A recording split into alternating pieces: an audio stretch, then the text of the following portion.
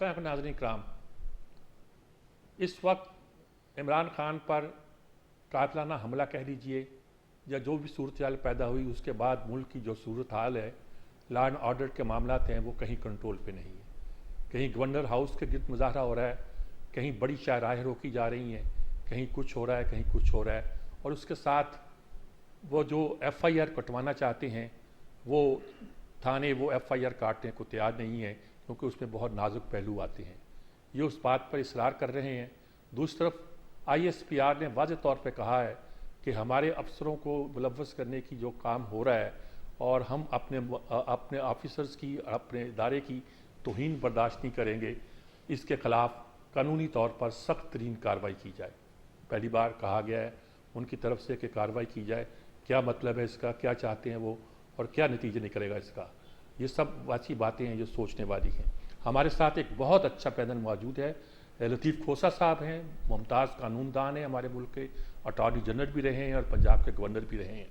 Senator Rana मकबूल अहमद साहब हैं, जो बहुत ही गहराई के साथ इस किस्म के मामला पर, क्योंकि पुलिस अफसर भी रहे हैं, बहुत बड़े IG रहे हैं सिंध के, मामला को समझते हैं और उस पर तज़किया दे सकते हैं। सेनेटर सईद ज़फ़र अली शाह साहब हैं, पाकिस्तान तहरीक इंसाफ से।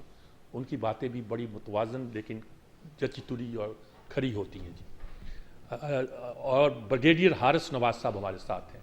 इन्हें आप दफ़ाई तज़किया नगार भी कहें, जहाँ हम तज़किया नगार ही कहते हैं, जो आ जाते हैं सिविलियन में और अपना रोल अदा करते हैं।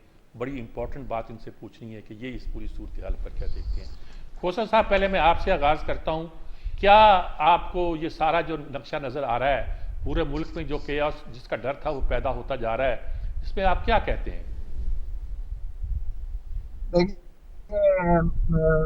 मीर साहब, बहुत ही ये अफसोसनाक सूरत हाल है। मैं समझता हूँ कि जिस तरह इदारा एक न्यूट्रल हुआ था, काश के ना तो DG ISI प्रेस कॉन्फ्रेंस में बैठते, ना ही ISPR जो आज का बयान है वो उनसे वो मंसूब किया जाता या वो देते। देखिए, कानून और आइन सभी को पता है, हमारा मुल्क कोई कॉमन लॉ मुल्क नहीं है। हमारा मुल्क जो है वो रेगुलेटेड है बाय कोडिफाइड लॉज, यानी आइन और कानून। और यही चीज लिखी हुई है हमारी इमरानी मुआहदे में भी कि आइन की वफादारी और कानून की ताबेदारी, आइन यानी रियासत की वफादारी और आइन और कानून की ताबेदारी हर फर्द पर वाजिब और लाजिम है। और यही हमारा इमरानी मुआहदा है। तो जब कानून और आइन बड़ा वाज़े तौर पर रियासत की तारीफ भी कर देता है, रियासत का मतलब ये है कि अवाम के को मुक्तदर किया है, और रियासत नाम ही अवाम का है, नीचे से लेके ऊपर तक, चाहे वो डिस्ट्रिक्ट गवर्नमेंट, डिस्ट्रिक्ट असेंबली है, चाहे वो सूबाई असेंबलियां और सूबाई हुकूमत है, चाहे वो पार्लियामान है और वफाकी हुकूमत है। ये रियासत है। रियासत में ना अदलिया आती है, ना कोई और इदारा आता है, और इस पर जो है लाजिम और वाजिब है हर एक की के रियासत की वफादारी, नंबर 1। और नंबर 2 ये है कानून और आइन की पासदारी, ये हर एक पर लाजिम है, और कानून और आइन सभी जानते हैं। तो अगर हम रूह देखें अपनी आइन की, तो ये ताबे करता है सभी को, रियासत के और आइन और कानून के। और आइन और कानून में बड़ा वाज़ेह है कि आप पर्चा दर्ज करवाएं, भले आपका झूठा हो, सच्चा हो, जो मर्जी हो, सेक्शन 154 ज़ाब्ता फौजदारी लाजिम करता है पुलिस SHO पर कि वो पर्चा दर्ज करे, बिला उसमें तशखीस और तमीज के और बिला किसी कमी और कास्ट के जो है वो दर्ज करे। अगर वो झूठा है तो वो 182 की कार्रवाई उसके खिलाफ करे। और FIR दर्ज होने का मतलब ये नहीं है कि वो चढ़ दौड़े और उसको गिरफ्तार कर ले। ये नवाज शरीफ साहब के मॉडल टाउन वाले केस में सुप्रीम कोर्ट भी कह चुकी कि भाई, जब आपके पास काबिल गिरफ्तारी सबूत आए तब आप किसी की गिरफ्तारी के लिए करें। और अगर कोई मामला ऐसा आता है जिसमें कोई ऐसी जो इदारे से कोई मुंसलिक शख्स का नाम आ जाता है, तो वो उस इदारे को रेफर कर दें। अगर कानून कहता है कि ये इस इदारे के खिलाफ कार्रवाई जो है वो आर्मी एक्ट 1952 के तहत होगी तो उसको रेफर कर दे। बड़ी सादा सी बात है। लेकिन ये नहीं हो सकता कि एफआईआर दर्ज न की जाए। मैं हैरान हूं कि 48 घंटे हो चले हैं और अभी तक पर्चा दर्ज नहीं किया गया है। ये क्या हम बनाना रिपब्लिक में है? क्या आइन और कानून की इस तरह से हम जो है खिलाफ वर्जियां करेंगे और हम प्रेस कॉन्फ्रेंसेस करके यानी माने करेंगे कि हम इदारे की जो है, अगर प्राइम मिनिस्टर जुल्फिकार अली भुट्टो के खिलाफ उसके अपने दौरे हुक्मरानी के दरमियान दर्ज हो सकते हैं और उनको फांसी तक दी जा सकती है, अगरचे सारी दुनिया जानती है कि वो अदालती कत्ल था और जिस तरह उनको फ्रेम किया गया, लेकिन उससे भी ठीक बात है। लेकिन आप क्या महसूस करते हैं कि इस तरह का मुकदमा जब आप रेफरेंस लेकर कि आप जी जी, लेकिन खोसा आप क्या महसूस करते हैं कि अगर इस तरह सियासी नाम लेकर या कुछ और मकासद के तहत नाम दिए जाएं तो मुकदमा मजबूत बन सकता है या आप अपना मुकदमा खराब करते हैं? नहीं, मुकदमा मजबूत ही, और मैं उसकी तरफ जा ही नहीं रहा। मुकदमा मजबूत होना ना होना ये तो शवाहिद के इकट्ठे करने पर है। ये तफ्तीश का अमल होता है। पहली तो कड़ी ये है एडमिनिस्ट्रेशन ऑफ क्रिमिनल जस्टिस की एफआईआर का इंदराज, और उसके बाद सुगराम बीबी के केस में सुप्रीम कोर्ट की लार्जर बेंच इसका तयन कर चुकी कि एफआईआर आपको दर्ज करना लाजिम है। और उसके बाद ये बाकी मामलात के कौन किसको चलान करना है, किसको नहीं करना है, कौन इसमें मुल्जिम है, कौन नहीं है, कौन सी कहानी सही है, कौन सी गलत है, तमाम पहलुओं से जो है ये तफ्तीश का अमल है। इस पर जो है तफ्तीशी अफसर या अगर सीआईटी बनती है उनका काम है। ये सेकंड स्टेप है। थर्ड स्टेप आता है जब अदलिया अदालत के पास जाता है तो फर्ज जुर्म लगाकर फिर उसका ट्रायल करना मकसूद है। ये है हमारा कानून और आइन इस चीज का मुतकाजी है, और इस पर article 10A due process of law, ये इस पे कोई जो है बुनियादी हक है और इस पर कोई कदगन नहीं लगाया जा सकता है। तो ये बुनियादी हकूक की वायलेशन हो रही है। आर्टिकल 10A की वायलेशन है, 154 सीआरपीसी की वायलेशन है, और 173 और सारा जो हमारा पुलिस एक्ट है इन्वेस्टिगेशन की भी जो है ये तो तल्हीक हो रही है। मुझे समझ नहीं आती है कि हम क्या करने जा रहे हैं, हम किस तरफ अपनी रियासत को लेकर जा रहे हैं। जी राणा साहब, आपका ताल्लुक पुलिस से बहुत गहरा रहा है और हाईएस्ट लेवल तक रहा है। आप क्या कहते हैं? ये खोसा साहब तो कह रहे हैं कि ये एफआईआर दर्ज करनी चाहिए पुलिस को, पुलिस दर्ज नहीं कर रही यहाँ, और इसकी मेरिट्स क्या है, डीमेरिट्स क्या है, वो दूसरी बात है। पहली बात तो ये है कि ये इस पे क्या कहते हैं आप? देखिए जी, एफआईआर दर्ज करनी तो नहायत जरूरी है। वैसे कानून में कोई कदगन नहीं है कि अगर नहीं आते कोई अफेक्टीज, लेकिन केस की नेचर इस किस्म की है कि हुआ है, सबको पता है, लोग मौजूद थे वहां मौके पे। एसएचओ जो है खुद भी एफआईआर दर्ज कर सकता है, नेचुरली वो जरूरत नहीं करेगा। पहले तो ये भी होता था कि 2 लाइनर होती थी एफआईआर, मुझे पता चला कि ये वकूआ हुआ है, मैं इसके लिए तफ्तीश करने जा रहा हूँ, तो वो एफआईआर होती थी। फिर बाद में इन्वेस्टिगेशन के बाद 173 की रिपोर्ट जैसे खोसा साहब फरमा रहे हैं, वो पुटअप कर देती थी कोर्ट को, और फिर हर तरह की एविडेंस जो है वो कोर्ट में पेश की जाती थी। इसमें ये केस को डैमेज कर रहा है। ये जो डिले है असूली तौर पे, इसमें डिले नहीं होनी चाहिए। अगर डिले होगी तो फिर कैसे वो फोरेंसिक एविडेंस कैसे आएगी, फिर सारी की सारी बैलिस्टिक एविडेंस को वो कैसे रिकॉर्ड का हिस्सा बनाएंगे, फिर मेडिकल लीगल जो है वो भी आप देखें अप्रोप्रिएट लेवल पे नहीं हो रहा है। तो ये सारे के सारे जो एविडेंस के पीसेस ऑफ एविडेंस हैं, जिसमें आप एक कन्फेशनल स्टेटमेंट को आप कैसे कनेक्ट करेंगे अगर आप तफ्तीश ही नहीं शुरू करते, तो सीरोलॉजिकल जो एविडेंस है उसका एनालिसिस, ये सारी की सारी pieces of aspects of evidence हैं, उसको जोड़ के तो फिर ही कोर्ट में पेश किया जाएगा ना। अभी तो यानी कि हर्फ अव्वल ही शुरू नहीं हुआ, तो it will damage the case. और ये भी होता है, बहुत सारी जजमेंट्स भी इसके ऊपर हैं कि अगर एफआईआर के वकूए का पता है और वो दर्ज नहीं हुआ है, तो इसका मतलब है जब बाद में होगा that will be considered as if it's after thought. तो इसीलिए ये जोर दिया जाता है कि फर्स्ट इंफॉर्मेशन रिपोर्ट फौरी तौर पर दर्ज होनी चाहिए और इसमें वक्त नहीं लगना चाहिए। बाद में तफ्तीश में आप देखते रहें, अगर एफआईआर देर से दर्ज होती है तो एक आफ्टर थॉट का कंपोनेंट भी आ जाता है जो केस को ट्रायल स्टेज के ऊपर जरूर डैमेज करता है। इसलिए बहुत जरूरी है। राज साहब, बात तो ठीक है, एफआईआर दर्ज करने की बात ठीक है, लेकिन आपका क्या ख्याल है कि अगर एफआईआर में आप प्राइम मिनिस्टर का, वजीर दाखिला का और किसी बहुत सीनियर फौजी अफसर का नाम दर्ज करा देते हैं तो आप अपने केस को बिल्कुल मकमसे में नहीं डाल देते? नहीं, मैं आपको अर्ज करूं, मेरा जो एक्सपीरियंस है, खुद साहब ने अभी भुट्टो साहब के केस की बात की, उस वक्त के पुलिस ऑफिसर्स ने, मैं समझता हूं, गलती की। अगर मेरे जैसा पुलिस ऑफिसर होता तो मैं एफआईआर दर्ज ना करता। उस वक्त 157 सब क्लॉज 2 जो है उस वक्त बड़ी तकड़ी थी, ये बाद में आई है रूलिंग जो है, तो F1 उसका मैं रिपोर्ट दर्ज करता कि मेरे नॉलेज में ये है कि ये वकूआ दुरुस्त नहीं है। ये लें रिपोर्ट की कॉपी भी, मुदई साहब जाओ, अगर नहीं आप मुतमिन तो आप चले जाएं, आप, मैं उसकी कॉपी मजिस्ट्रेट को भिजवा देता। तो ऐसा हुआ हमारे साथ ना, जब गंजी साहब का हुआ है कत्ल, तो उस वक्त यही प्रेशर था। तो लोग कह रहे थे कि जी मियां नवाज शरीफ के खिलाफ पर्चा दर्ज कराना है, और मुझे याद था वो 74 का केस जो था, जब असर खान साहब एसएसपी थे और वकील खान डीआईजी थे। तो मैंने कहा जी मैं आपका गलत पर्चा तो दर्ज नहीं करूंगा, मैं आप लें, मैं रिपोर्ट दर्ज करता हूँ, आपके हवाले करता हूँ, ये जाएं, आप चले जाएं हाई कोर्ट में, हम जाके कंटेस्ट कर लेंगे कि ये हमारे से गलत काम कराना चाहते हैं। हाँ, हाई कोर्ट फैसला कर दे तो बात की बात है।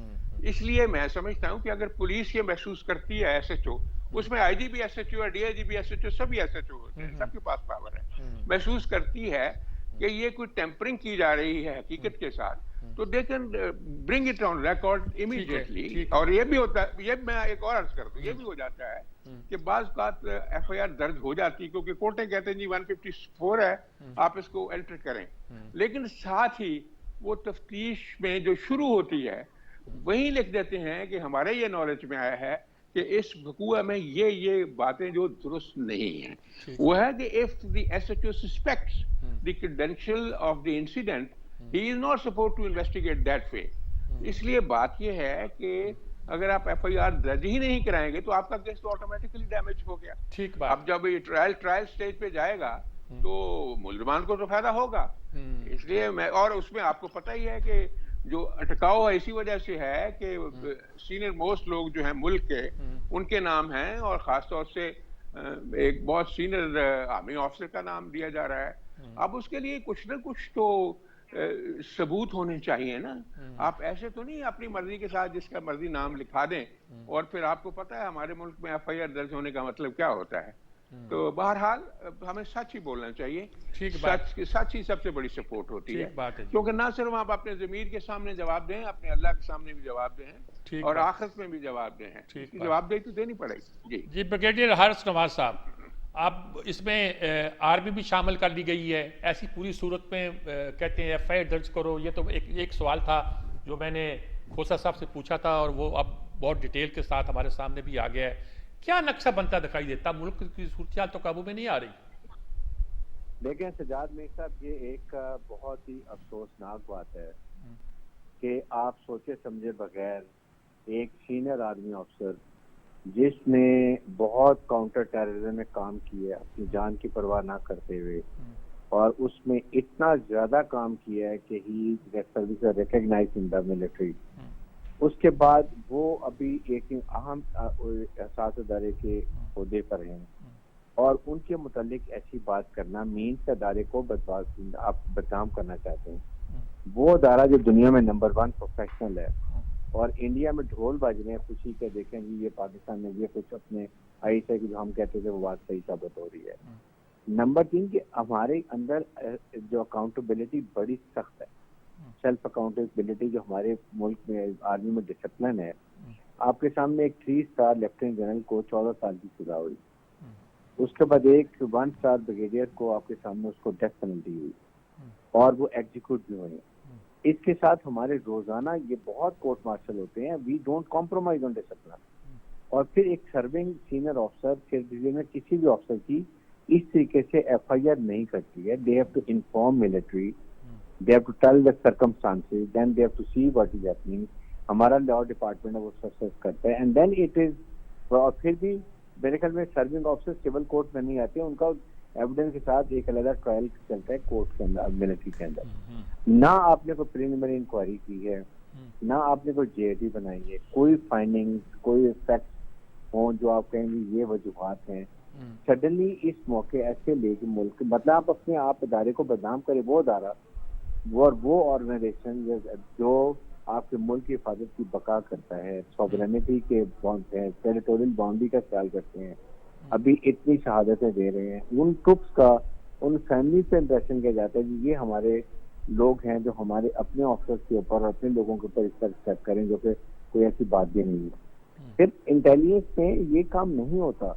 अगर खुदा न खासा मैं कहता हूँ अपने हाइपोथेटिकल बात करें, देन इस भोंडे तरीके से नहीं होता, याद रखें। और why should we do it? ये जो नेशनल लीडर है, उसके बाद उनकी एक स्टैंडिंग है national, we do all acknowledge and we respect for that, but not capital extremist रह के इतनी मेच्योरिटी के साथ आप इतनी इरिस्पॉन्सिबल और गैर जिम्मेदाराना बातें करें जो कि नेशनल सिक्योरिटी की बहुत अहमियत है।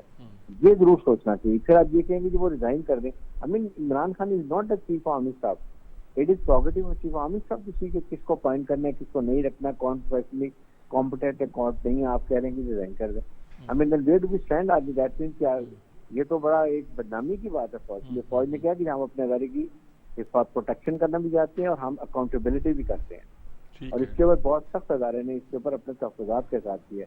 आई थिंक इस पर पॉलिसी बड़ी क्लियर है, और ये इमरान खान को जरूर सेकंड थॉट देनी चाहिए। उनके सीनियर लीडर्स हैं जो उनके साथ बड़े जिम्मेदार लोग हैं, they should make him understand what the hell are you doing it. ठीक है, तो ये आई थिंक इस लिहाज से मेरा स्टांस तो बड़ा क्लियर है इसके ऊपर। ठीक बात है जी, सारी बातें सामने आएंगी। एक ही मसले पर अभी हमने गुफ्तगू की है। मैं जानना चाहता हूँ, ज़ाहिर है कि सब लोगों का ताल्लुक इस मुल्क से है, इस मुल्क की सियासत से है, मामला से है। मैं जानना चाहता हूँ कि ये जो केओस की सूरत पैदा हो गई है, इसको काबू करने की जिम्मेदारी किस किस की है? यानी कि जो हुकूमत की है, अपोजिशन की है, फ़ौज की भी क्या सिक्योरिटी का अदारा है उसकी भी है, किस किस की है, और कौन कौन क्या क्या किरदार अदा कर सकता है? लतीफ़ खोसा साहब से यही सवाल पूछूंगा, लेकिन एक वक्फे के बाद।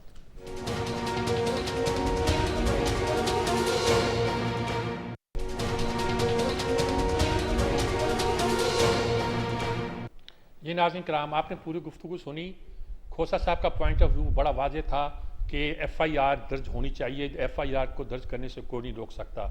और उसके बाद राना मकबूल साहब ने कहा कि यही सूरत हाल है, और उसमें कुछ एक्सेप्शन भी बताई और तरीके बताए कि पुलिस किस मौके पर क्या कर सकती है। यानी कि ये उनका पॉइंट ऑफ व्यू है। दोनों हजरात जो कि हुकूमत में मौजूद हैं वो ये कहते हैं कि FIR तक दर्ज करो। हारिस नवाज साहब ब्रिगेडियर साहब का ये कहना है कि एक फ़ौज के एक अदारे का इस पर मुलव्वस किया जाना जो है वो किसी तरह भी खुशगवार नहीं है। अब मैं लतीफ़ खोसा साहब से पूछना चाहता हूँ, जानना चाहता हूँ कि जो सूरत हाल केओस की मुल्क में पैदा होगी, जिसका डर था, इसका हल क्या है? कोई हुकूमत के पास भी है या सिर्फ अपोजिशन के पास है? जी देखें, पहली बात अगर हम कानून और अमल जारी करें, देखें फौज पर फौज मुतनाज़ है ही, बहुत कुर्बानियां दी हैं, जानकर कुर्बानियां दी हैं, नजराना उन्होंने सरहदों के मुहाफिज ही नहीं है। हमारी अंदरूनी खलफियात जब भी होता है, सैलाब हो, कोई जल्जला हो, कुछ भी हो, सबसे हरावल दस्ते के तौर पर वो सिविल एडमिनिस्ट्रेशन की एड में आकर लोगों को वो जो है मुखलसी दिलाते हैं उस कसम पुरसी के आलम में। तो ये मुतनाज़ा नहीं है खुदारा, ये बड़ा वाज़ेह ठीक बात है। लेकिन कोई फर्द, अगर कोई फर्द उसमें से, चाहे वो ज़ियाउल हक हो, चाहे वो जनरल परवेज मुशर्रफ हो, चाहे कोई और हो, अगर कोई फर्द करता है तो इदारे को इतना ज्यादा उस पर एहसास नहीं होना चाहिए कि इदारे के हम हर शख्स के हर काम की जो है हम तहफ़्फ़ुज़ करेंगे और फलां करेंगे। ये खुदारा मैं अर्ज कर रहा हूँ बहुत अदब के साथ और बहुत जो है आज अर्ज कर खुदारा, ये फिर सारा इदारा में जो है अपने आप को न समझे कि मेरे ऊपर कोई ऐसी चीज आ गई है। हम भी फरिश्ते नहीं हैं, हम में अच्छे लोग भी हैं, हम में वो लोग भी हैं जो गलती कर बैठते हैं, लेकिन इसका मतलब ये नहीं है कि हम जो है सारे खड़े हो जाएं कि सियासतदान तो हम एक क्लास है, खबरदार हमारे ऊपर किसी ने बात जो है नहीं होनी। खोसा मैं आप पूछना चाहता हूँ वो इलाज क्या है? ये तो एक मसला है जिसपे आपने बहुत खूबसूरती से बयान कर दिया है। अब मैं पूछना चाहता हूँ कि जो केओस की सूरत हाल है, इसमें क्या किया जाए?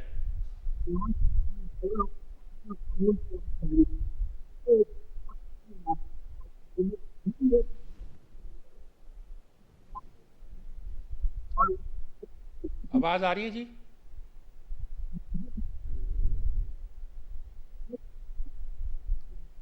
हेलो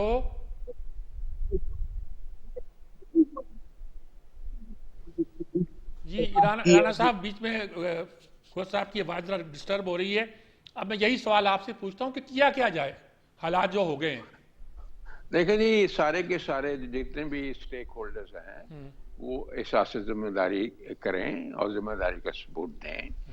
इमरान साहब के अपने स्टेक्स हैं, वो पॉलिटिकल लीडर हैं, जैसे मैंने पहले अर्ज किया है। खुदा के लिए सच की तरफ आए, ये झूठ को ना गूंदें, क्योंकि ये वो भी देख रहा है जिसने सबको बनाया है, और वो भी देख रहा है जिसने अकाउंटेबिलिटी करनी है फाइनल। तो इसलिए अपने ज़मीर को टटोलें, ये ना करें। अब सब लोगों को सामने जो है अगर शमस है, जैसे ये बकुआ हुआ है, तो आप कैसे ये कह सकते हैं कि ये ऐसे हुआ है जब तक कोई एविडेंस ना हो और कन्विंसिंग एविडेंस ना हो। इसलिए मैं समझता हूँ कि ये उनको अपनी जो है ना ये वर्जन जो है उसको रिवाइज करना चाहिए, रीथिंक करना नहीं चाहिए। तो उसके बाद let's not every time play to the अगर ये एफआईआर दर्ज हो गैलरी। जाती तो क्या उनको इंक्वायरी के लिए पेश होना पड़ेगा? जी, वो तो जरूरी नहीं है, ये तो तफ्तीशी अफसर जब समझता है, जो भी तफ्तीशी टीम बनेगी, जेआईटी बनेगी, कि किसी की जरूरत है या नहीं है, तो वो फैसला करेंगे ना कि कोई कनेक्टिंग एविडेंस आई है। कोई जरूरी थोड़ा है कि अगर एफआईआर में नाम आ गया तो उसका हम डिफेंस रिकॉर्ड, पहले तो हम जो एलिगेशन लगाता है ना वो पुलिस के सामने लेके आए ना अपना प्रूफ। ठीक बात। अगर उसकी सॉलिड एविडेंस होगी तो फिर तो उनको जवाब देना पड़ेगा। अगर उनकी सॉलिड एविडेंस है ही नहीं टू बिगिन विथ। देखें जी, मैं कोई फर्ज नहीं मार रहा, ये जिंदगी भर हमने किया है कि अगर एफआईआर दर्ज भी हो गई, अल्लाह ना करे, और बंदा बेगुनाह है, तो उसने कहा घर चले जाओ, वापस यहाँ नजर नहीं आओगे तुम, हम इसको कवर करेंगे।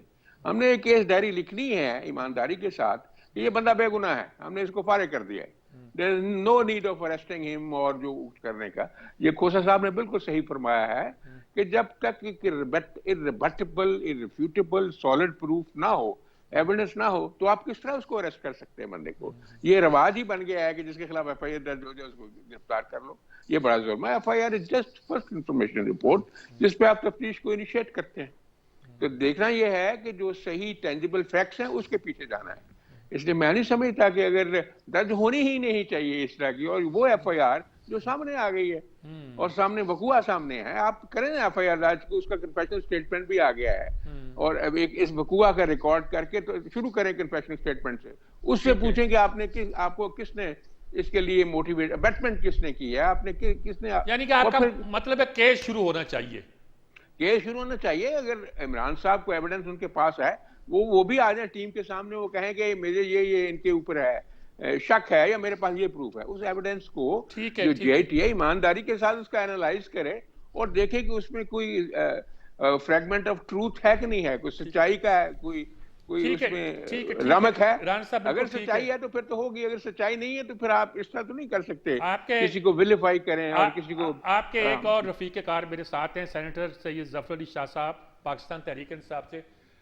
शाह साहब, क्या आप कहेंगे? सब लोग कहते हैं कि एफआईआर तो दर्ज होनी चाहिए, इसमें कोई हर्ज नहीं बल्कि जरूरी है, लेकिन उसके बाद का जो लॉ एंड ऑर्डर की सिचुएशन पैदा होगी, इसमें किसकी क्या जिम्मेदारी है? मीर साहब, ये जरूरी नहीं, कानून का तकाजा है जी। लतीफ खोसा साहब ने यही कहा, लतीफ खोसा साहब ने यही कहा, तकाजा केस है कि हेलो जी, मैंने कहा लतीफ खोसा साहब ने यही कहा है कि कानून का तकाजा है कि एफआईआर दर्ज की जाए। वजह इसकी कि इस केस में, इस वाकये में एक बेगुनाह आदमी की जान गई हुई है, यानी वो कत्ल हुआ है दूसरे लफ्जों में, और 11-12 के करीब जख्मी हैं, इंक्लूडिंग पाकिस्तान की एक बड़ी जमात के बड़े लीडर के। तो क्या इसकी एफआईआर नहीं होनी चाहिए? बल्कि मेरा ख्याल है दुनिया आप पर हंस रही होगी कि आज चौथा दिन है या पांचवा दिन है या तीसरा दिन है, अभी तक इसकी एफआईआर दर्ज नहीं हुई। यानी इससे बड़ी कोई काबिल अफसोस बात और हो सकती है कोई? एफआईआर दर्ज नहीं होती, जब कुएं होते हैं एफआईआर दर्ज होती हैं, अगर वो झूठी साबित हो तो 182 की कार्रवाई होती है, उसको झूठ में उसको मुद्दई को अंदर कर दिया जाता है। शाह साहब, सबकी यही राय है। ये हमने कभी नहीं देखा कि एफआईआर और इतना बड़ा वाकया जिसने हिला कर रख दिया है पाकिस्तान की सोसाइटी को, पाकिस्तान के पॉलिटिकल सिस्टम को, पाकिस्तान की इखलाकियात को तो बिल्कुल पारा करके रख दिया है कि अभी इतने दिन हुए हैं एफआईआर दर्ज नहीं हुई। जी वाह भाई वाह, क्या हम सिविलाइज कौम कहलाने के मुस्तहिक हैं दुनिया में? FIR दर्ज करें और तफ्तीश करें। और FIR जो है वो मुद्दई के कहने पे होती है, बाकी आप तफ्तीश अपनी करते रहे जो आपको अच्छी लगती है, लेकिन एक मुद्दई जो एग्रीव्ड है उसकी आप बात क्यों नहीं सुनते और उसकी बात पर FIR क्यों दर्ज नहीं करते? पंजाब में तो आपकी हुकूमत है, ये क्यों नहीं काफी कर अफसोस रही? बात है अभी साहब। मैं क्या कह रहा हूँ, पंजाब में आपकी हुकूमत है, वो क्यों नहीं दर्ज करती?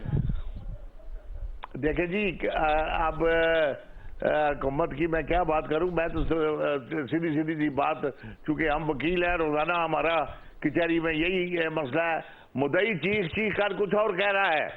मुद्दई की रात की हमने प्रेस कॉन्फ्रेंस सुनी जो कि काट कूट के संसर होके आ रही थी बाहर, उसमें उन्होंने चीफ जस्टिस ऑफ पाकिस्तान को, जो कि सबसे बड़ा अदारा है इंसाफ का, कानून का, और जो कि पाकिस्तान के आइन की भी इंटरप्रिटेशन करते हैं, कानून की भी करते हैं, और गुनाहगारों को सजा भी देते हैं, बेगुनाहों को बरी भी करते हैं, उनसे अपील की है उन्होंने कि जनाब मेरे ये मुल्ज़म हैं, ये मेरी इस केस को इन्फ्लुएंस करेंगे, ये ओहदे, ये घुमती ओहदों पर बैठे हुए हैं, तो खुदारा इनको एक साइड पे करके ताकि मेरा केस इन्फ्लुएंस ना हो।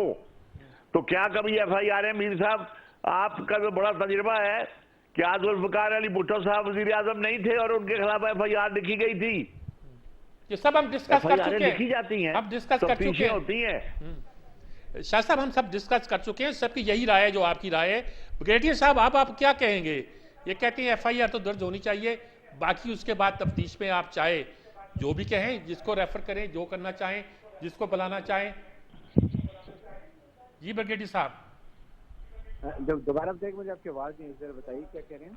मेरे साहब ये अब सभी कह रहे हैं कि FIR दर्ज होनी चाहिए, लेकिन देखिए FIR दर्ज होनी चाहिए, लेकिन होनी चाहिए जो इस पे असरअंदाज होता है। फॉर इंस्टेंस अगर आपके इंटीरियर मिनिस्टर हैं, बट नॉट कि आप ये कहेंगे सारे रिजाइन कर दें और उसके बाद FIR दर्ज को सीनियर ऑफिसर्स की मिलिट्री में, एक मिलिट्री का कानून है MPMLN के अंदर, वो तो वज़ीर आज़म को भी रिजाइन करने का कह रहे हैं, या मैं यही बात कर रहा हूँ ना कि हाँ। मतलब है आप ठीक है अगर इंफ्लुएंस कर सकते तो वो इज इंटीरियर मिनिस्टर, फौज का इससे क्या ताल्लुक है? आप एक अपने नेशनल एक इतनी इंपॉर्टेंट एजेंसी के एक सीनियर ऑफिसर को इन्वॉल्व कर रहे हैं, इसकी ना तो इम्प्लीकेशन समझ रहे हैं। फिर हमारा आप पाकिस्तान मिलिट्री जो मैनुअल MPMLL है, मैनुअल पाकिस्तान मिलिट्री लॉ, उसके अंदर देखें कि कैसे ये होता है। ये इस तरह आर्मी ऑफिसर की FIR इमीडिएटली नहीं होती, जो to inform the army headquarter, army headquarter को आप डिटेल देते हैं कि दीज आर द रीजन, ये फैक्ट हैं, ये इसकी फाइंडिंग है, then now we are going to register it. और फिर भी वो परमिशन, या आर्मी कहती है हम खुद ट्रायल करेंगे, और देन दे से कि नहीं ये लोअर लेवल ठीक है आप इसको ट्राई कर दे। It is not like this. ये तो फिर कल चीफ आर्मी साहब भी FIR शुरू कर देंगे सर्विंग की। When you retired, I am retired officer, my FIR can register any time, there is no, but not for serving officer. ये मेरे ख्याल में ये हमारे लॉ डिपार्टमेंट है, मैं I will even get it confirm from them and I can get back next program में मैं बिल्कुल क्लियर बता भी दूंगा। ठीक बात ब्रिगेडियर साहब, हम दोबारा आते हैं, एक वक्फा लेते हैं।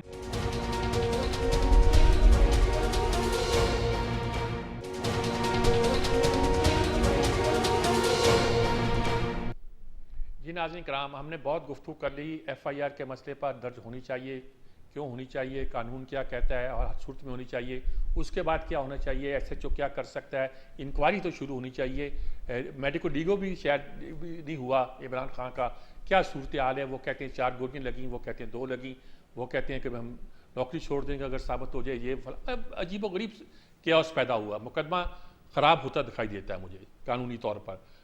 माहिरीन की जो राय सुनी उसमें मुझे यही दिखाई देता है। लतीफ़ खोसा साहब, मैं अब आपसे ये पूछना चाहता हूँ, बहस को कंक्लूड चूँकि करना चाहते हैं हम, ये पूछना चाहता हूँ कि अब लॉ एंड ऑर्डर को कंट्रोल करने के लिए क्या किया जाए, किसकी क्या जिम्मेदारी है? देखें, ये तो बुनियादी तौर पर सभी को जो है अपनी इना से बाहर निकलना पड़ेगा, ईगो से बाहर निकलना पड़ेगा, और बिला किसी मुदाखलत के कोई और मेरा नहीं ख्याल कि किसी को भी जो गैर रियासती इदारा है, क्योंकि रियासत की तारीफ कर दी है तो अब रियासत में अवाम ही आते हैं, तो अवाम के जो नुमाइंदगान हैं, जो सियासी जमातें हैं, अब इनको मिल के बैठना चाहिए और इनको जो है ये सोचना चाहिए वे फॉरवर्ड। और वे फॉरवर्ड इसमें बड़ा सादा है, हुकूमत को भी एक स्टेप जो है आगे आना पड़ेगा और इमरान खान साहब को भी एक स्टेप पीछे हटना पड़ेगा अपने उससे, ताकि बैठकर ये तय करें कोई फर्क नहीं पड़ता है अगर 2-4 महीने आगे पीछे इलेक्शन आगे हो जाता है, अप्रैल में हो जाता है, मई में तारीख आ जाती है, कोई क़यामत नहीं आएगी। और मैं समझता हूं कि ये बहुत ही बस लाजिम है कि सारे मामलात को तय करें। ये जो पीटीआई है वो इलेक्शन कमीशन को नहीं मानती, इसका भी तदारक जो है मिल बैठ के करना पड़ेगा। ये जो है इसी तरह इलेक्टोरल जो लॉज हैं उस पर भी पीटीआई के तहफ़्फ़ुज़ात हैं, वो भी पार्लियामान ही में बैठकर सियासतदान आपस में मिलकर उसका फैसला करेंगे। ये नहीं हो सकता कि ये जो है इन वैक्यूम हो कोई ऐसी चीज। तो मैं समझता हूं कि इसलिए बहुत जरूरी है कि ये डायलॉग होना चाहिए और इसमें जाहिर है कि हुकूमत जो है वो इनिशिएट करे तो बेहतर है, क्योंकि हुकूमत के पास इक़्तिदार है और अवाम मोहतरम इमरान खान साहब भी कंटेनर से उतर आए और अपने ईगो को छोड़कर ये जो है सियासी हल की तरफ जाएं। इसका बेहतरीन हल यही है कि आपस में सियासतदान बजाय इसके कि किसी और तबके की तरफ देखें, अदलिया की तरफ देखें या मुक़्तदर हलकों की तरफ देखें, ये अपने मामलात को बैठ कर जो है सियासी तौर पर इसका हल निकाले। इलेक्शन आगे पीछे हो जाने में कोई मुज़ायका नहीं है। ठीक बात, बहुत अच्छी बात आपने कही जी। राणा साहब आप क्या कहेंगे? एक तो यही है कि सब अपनी अनाओं की मचान से नीचे उतरें और मिल बैठ के फैसला करें क्या करना है, कैसे करना है, क्या आगे बढ़ना है, हर पार्टी का लेकिन प्रैक्टिकली नजर नहीं आ रहा। तो देखिए सर, खोसा साहब ने बड़ी मुस्तहसन बात की है। मैं समझता हूँ सारे मसले के हल के लिए एक हरफ आखिर उन्होंने कह दिया है। तो अगर कोई सियासी जिम्मेवारी है तो इसके ऊपर फौरन अमल करने की कोशिश करनी चाहिए। और सारे जितने पॉलिटिशियंस हैं और इलेक्टेड हैं, नॉन इलेक्टेड हैं, उनको ज़रूर इकट्ठे होना चाहिए। अपने चाहे वो रिप्रेजेंटेटिव्स को इकट्ठे हैं, एक कमेटी बननी चाहिए जो ब्रॉड बेस्ड कमेटी हो। इसको कॉन्फ्रेंस टेबल पे सारे मसले हल होते हैं, बैठ के डिस्कस करना चाहिए। और मैं समझता हूँ जो प्रेसिडेंट ने जो शुरू किया था वो पता नहीं क्यों थक गए हैं और बीच में से निकल गए हैं, या उनको कोई और को खौफ है। उनको सामने आना चाहिए, is the president of the country. सबको इकट्ठे करके इसका फैसला करें और मुल्क जो है उसको इस इब्तिला से पाक निकालें, तफ्तीश करें ईमानदारी के साथ। तो इसमें ज्यादा वक्त ज़ाया नहीं करना चाहिए, क्योंकि ये सारी कमोशन हमारी इकोनॉमी को भी इफेक्ट कर रही है, हमारे इमेज को भी इफेक्ट कर रही है। बहुत बिल्कुल दुरुस्त जनाब। शाह साहब, सेनेटर सईद जफर अली शाह साहब, आप अब क्या कहेंगे इस पूरी सूरत हाल पर? क्या क्या करना चाहिए? मैं समझता हूँ कि पहले तो फौरी तौर पर, चूंकि इशू काफ़ी है, बड़े बड़े इशू हैं और वो तो अभी इस स्टेज पर तो डिस्कस तो किए जा सकते हैं और क्या होना चाहिए, लेकिन इस वक्त फौरी तौर पर जो इस वक्त कौम जो सामना कर रही है वो है ये वाक़या वजीराबाद वाला, मतलब है। और ये बहुत बड़ा वाक़या है, बहुत बड़ा क्रिमिनल एक्ट हुआ है। तो इसके बारे में इसको तो किसी धंधे लगाए ना, ताकि इसकी कोई FIR मिले, कोई आगे टीम बने और कोई वो तफ्तीश करे। बाकी ये अभी भाई साहब बात कर रहे थे, मुझे बड़ी पसंद आई बात इनकी। इन्होंने कहा कि सदर पाकिस्तान सिर्फ सदर पाकिस्तान नहीं है, supreme commander of the arm forces of the country, वो सुप्रीम कमांडर हैं। मैं कहता हूं कि सुप्रीम कमांडर साहब को, चीफ जस्टिस ऑफ पाकिस्तान को और दीगर जो स्टेक होल्डर हैं उनके एक एक आदमी को बिठाकर बहुत रश नहीं डालना चाहिए, क्योंकि 50-60 आदमी बैठ के ये मसला नहीं हल कर सकते। ये 4-6 बंदे बैठकर बात कर सकते हैं और मसला हल कर सकते हैं। तो इसलिए मेरी इस्तदा ये है, एक तो सुप्रीम कोर्ट ऑफ पाकिस्तान को, चीफ जस्टिस साहब को, जो जिस तरीके से इमरान खान साहब ने रिक्वेस्ट किया उनको, उस पर गौर किया जाए और अमल किया जाए। और नंबर 2, फिर दोनों बड़े अदारे हैं जिनके साथ लफ्ज़ सुप्रीम का आता है। एक सुप्रीम कमांडर है आर्म फोर्सेस के आईनी तौर पर, ठीक है, वो किस लिए है? यानी सुप्रीम कमांडर, उन्होंने को परेड तो नहीं करानी, उन्होंने कोई जंगी मशक़ें तो नहीं करानी। ठीक बात है। अगर लॉ मेकर ने और कानून बनाने वाले ने और आइन बनाने वाले ने उनको supreme commander of the arm forces रखा है तो किसी मतलब के लिए रखा है। जरूर आपकी बात, उनको बात समझ आ गई जी। शाह साहब, आपकी बात बिल्कुल समझ आ गई। मैं बिल्कुल कंक्लूड करना चाहता हूँ।